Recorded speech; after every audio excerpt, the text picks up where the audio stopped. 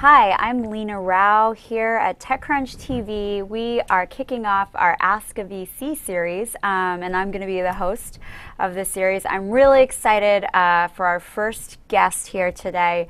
We have Aydin Senkut. He is the founder of investment firm Felicis Ventures, and just a little bit about Aydin before we kick it off.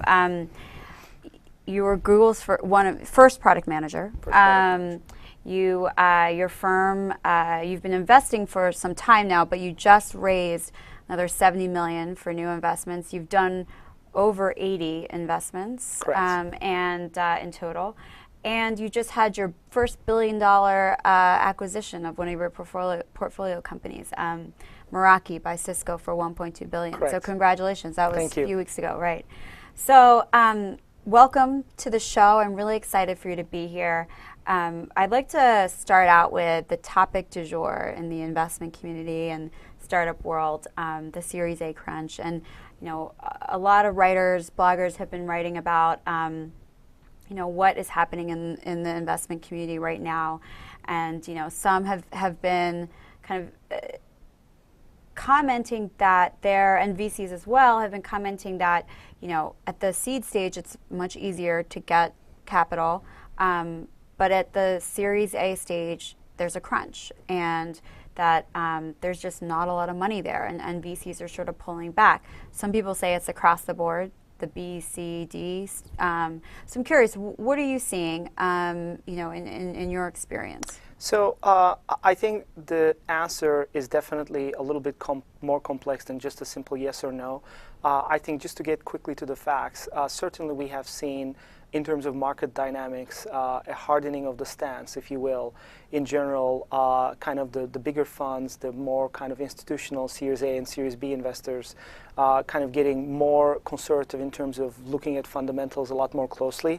I think a few years ago, especially in consumer internet and mobile, there was, I don't want to call it a bonanza, but definitely with the proliferation of startups, there was a lot more interest on people's side to take chances and looking at just simple traction in terms of usage, but not necessarily paying a lot of attention to business metrics like revenues and profitability of a company or how they're going to get there and clear path to it. I think we're seeing that is definitely a lot more of a factor now. Clearly the attitude has changed.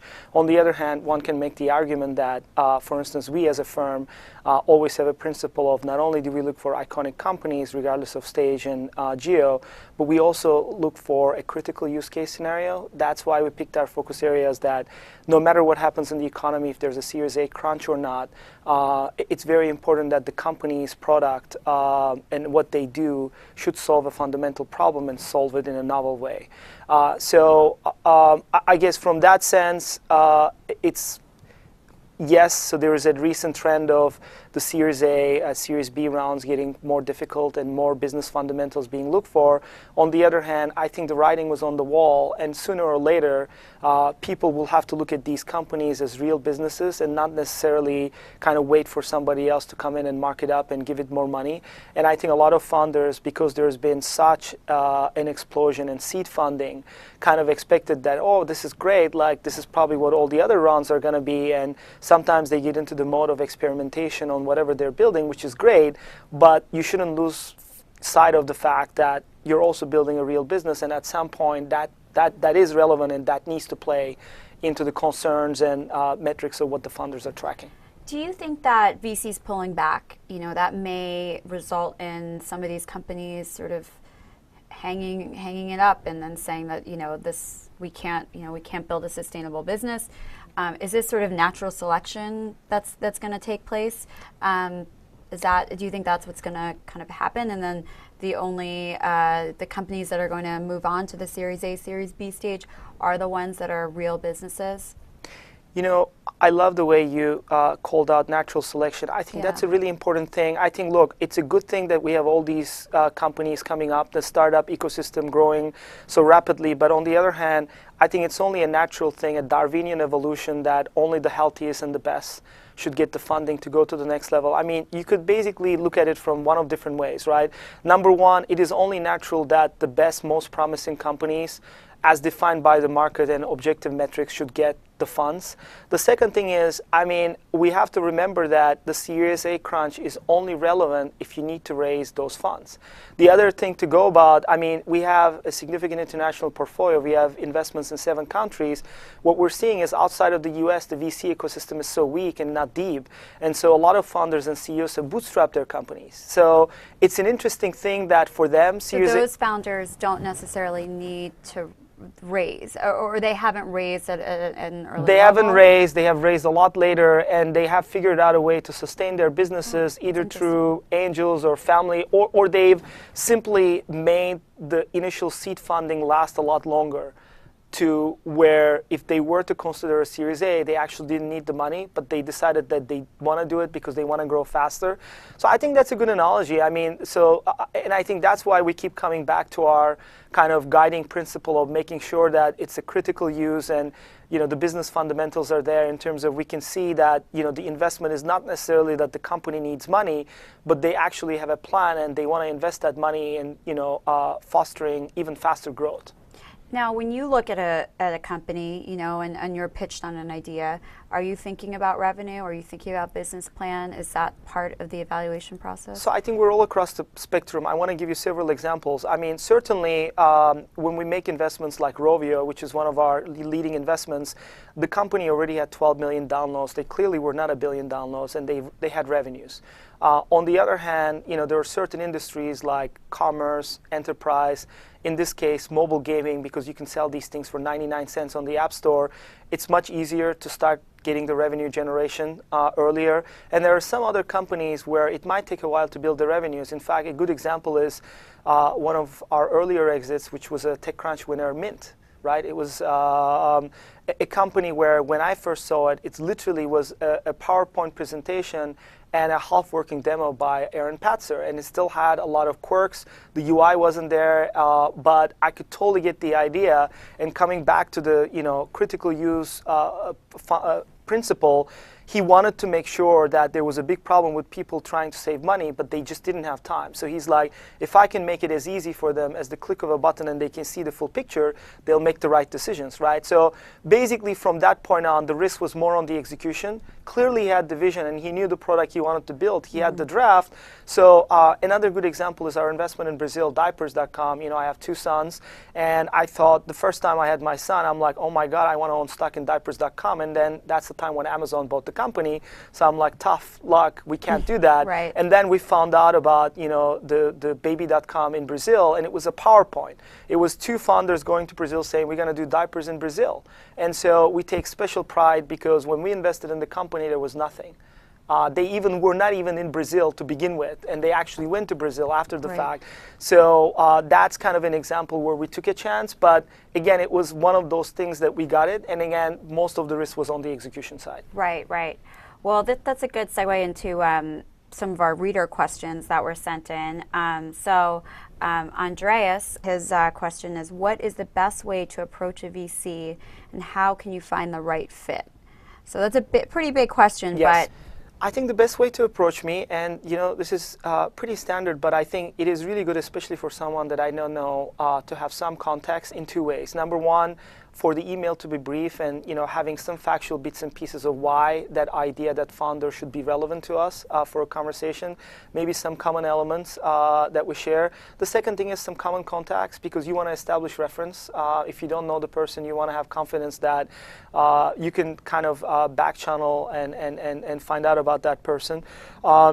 And these days it's pretty easy. Everything is on LinkedIn, Twitter. It's so many different ways to get a hold of a person and establish a reference or a connection. So that would be great. The second thing is, I think doing the homework is very important. Like, in fact, last night I was reading a piece that was comparing Amazon to Walmart. And one interesting example was, like, earlier today, Sam Walton calls the CEO of P&G to Arkansas and says, look, Walmart represents more revenue than you're making in Japan, yet there is not a single person from P&G that's in Bentonville, Arkansas. from today it's going to change. You will have an office in Arkansas. How can you say no to a proposal like that? So I think when founders come through the door, even if the company is really early, we're basically looking for something that what gives that founder and company an unfair advantage. Why is it them that's going to win? And the other thing is visualizing success. So, like I said, there are certain instances where we invest in a company where it's PowerPoint, it's a draft, because a lot of VCs can tell you we're looking for revenue traction. But the reality is startups are ugly. You go through pivots, you go through different times. I think what we want is we want to have confidence that that founder has visualized success. They know the metrics is going to get there, and they have figured out some novel ways of how they can be there differently than anybody else. Once we have the confidence, I think that already is 80-90% of the battle, right? That's kind of like tells us, okay, this is something we need to spend more time on.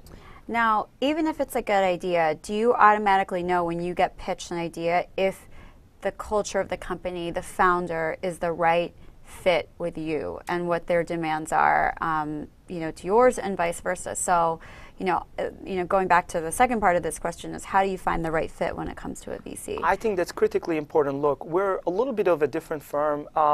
10% of our deals actually never come through an email or it's in our deal flow, but it's actually companies we have identified. So we have 5 core focus areas: mobile enterprise, e-commerce, education, and health. And we had these for 2.5, 3 years.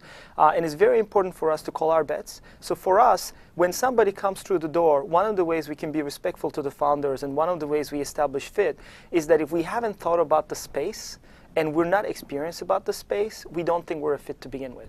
So because we have done our homework, because we have deep clusters of companies in those focus areas that we operate, we have seen what's working and what's not. So quickly we can establish a rapport with the founder, and the founder can also see how we could be relevant. We're already familiar with the space. They don't have to educate us. And if there is a match, there is a match. And if not, we're very quick to cut to the chase and then be helpful in any other way. But I think that's kind of one of the ways. And this happens one relationship at a time. This is not an assembly line where every founder is a piece in the cog. I mean, we basically treated one relationship at a time. That's why, and we have some deals where we have custom configured things. For some of the founders, we have created deals, for instance, where our investment was contingent on being able to come up with a structure that was very unique. And that's why we call ourselves a boutique fund, because we think that that is one the kind of small fund, and the ability to make it work, a win-win situation with the founder, is a key element these days to be able to work with great founders. That's a really good point. I think as an entrepreneur, it's a back and forth. It's a two-way street to choose the right firm, and it's something that I've written about, and I know it's very important for both startups and VCs to find the right relationship that works for both. Absolutely. And it can kind of be devastating for a startup and a firm, if that match isn't right. So the next question comes from Bradley. What is some advice for starting a company while maintaining a full-time job? At what point do you go looking for capital to move fully over to the startup? And do VCs frown upon someone wanting to start a company while they have another full-time job? Look, I think I have to draw a line in one formal area, which is, I don't know what these people's employment agreements look like, so I'm not going to tell them anything in that aspect. They have to make their own call in terms of how they can spend that time. Everything else being equal, I think one of the things we're looking for, and in fact, if we look back to some of the best performing companies we have, those are the ones where the founders have more skin in the game. So the founders have either bootstrapped the company, started it, took no salary, started it, took very low salary, invested their own money. Those kinds of things basically shows you that the founder is putting his back to the wall and they are committed to this thing. And taking a huge risk. And taking a huge risk, right? So I'm not going to just be hypocritical here. And I know sometimes it's difficult. I have a family too. Sometimes it's tough. You have a cushy job at a great company. You don't want to give it up. Hey, look, as long as it's within legal things, I don't know if it's personal time in the weekends or 10% personal time. Every company has a version of this these days. As long as there is a valid way of making progress, everything is fair. Like how there's a saying, like everything is fair in like love and war. It's love like, and war, yeah. This is war. I mean, let's be honest. Like as a startup, you're in a war, you're in a battle to succeed, to be the leader in your field. It means that there is no. It's kind of funny when founders ask me like, "Hey, how should I do this?" I'm like, "Look, it's Darwinian. You figure it out, you win." And I can give you some recommendations, but sometimes like, do the homework before you actually ask me, right? Because I had to do my own work to raise institutional funds, and I've been through that hard thing, so at least something that we can relate across the table. Great. Lars, a reader, has our last question. And I like this one because I think it sort of leads us back into the Series A crunch discussion. But what do you think of crowdfunding? Can it be an alternative for angel investments or even VCs? And what do you think of crowdfunding as a business idea? So, like Kickstarter and sites like that, which now there are plenty of. I mean, For sure. I think Kickstarter is very respectable, and I'm going to cut straight to the chase on that one and get factual. So we actually did make a bet on Funders Club. Okay. So we have a bet in this space. We're also huge fans of AngelList. In fact, we invested in a great company called Alt12. That was our first investment from AngelList. I always joke sometimes that I wish every company came in the form of an AngelList profile, because it pretty much tells you, here's the factual things, here's the team, and it's a standard way of looking at the company. Having said that, look, I think this ecosystem is going to be vibrant.